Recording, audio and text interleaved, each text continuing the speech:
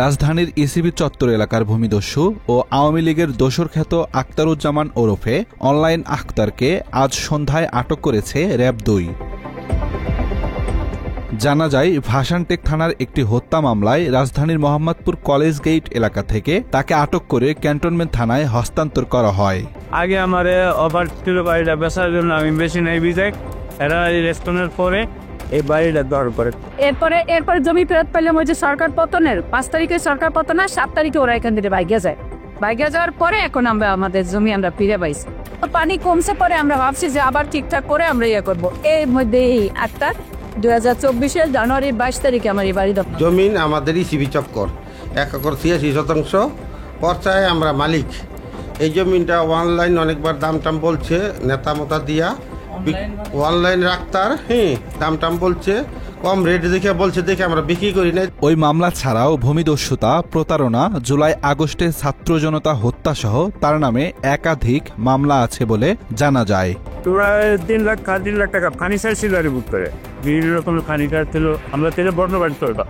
এরপরে গ্যাপ ছিল না, পানি উঠে গেছিল, পানি উঠে দেওয়া করে আমরা যেমন ওই উপরে বাটানি থেকে এরপরে টন পানি টুপে গেছে। এরপরে এরা এলে ওই সাইডটা বাউন্ডারি দিয়া দেখলো, বাউন্ডারি দিয়া আমাদের পথ আটকায় দি সাইড না, আমরা আসতে পারিনি, আমাকে আসতে দেওয়া হয়নি।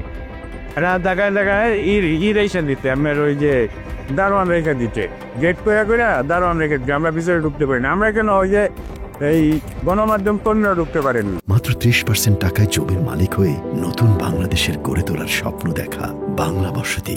বলছে ডিবির পরিচয় দিয়ে আমার নিয়ে গিয়া গাড়িতে উড়াইয়া আমারও অনেক অত্যাচার করে, ৩-৪ ঘন্টা পিটানোর পরে হাত 3টা আঙ্গুল কাইটা ফেলায়।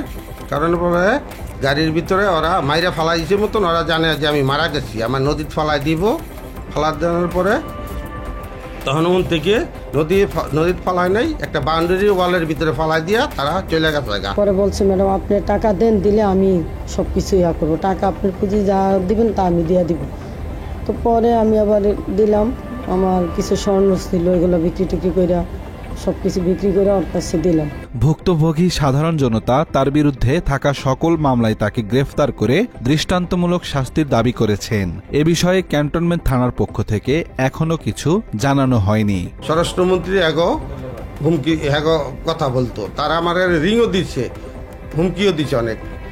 এই অবস্থায় আছে। আজকে 2015-তে আমার মারা দেরি করছে, 2015-তে ডিসেম্বরের 8 তারিখে নিয়ে বাইরে ফেলাইছি। এই পর্যন্ত জমি তারা দল করে বিভিন্ন মার্কেট করে পয়সা দিচ্ছে। খালি আমি না, দিকদার নিরীহ মানুষ অনেক ওর ভয়ে। তাইলে দেখেন এসএসএফের মজিব, জিয়াউল হাসান, তারপরে হচ্ছে হারুন, এগুলা থাকলে কি আমরা আগে জ্বালাইছে বেনজির, তাহলে এতগুলা লোক থাকলে আমরা কি যে চলে গেছে, এটাই তো বুঝেন। তাইলে আব্দুল্লাহ শেখ, বাংলা এডিশন।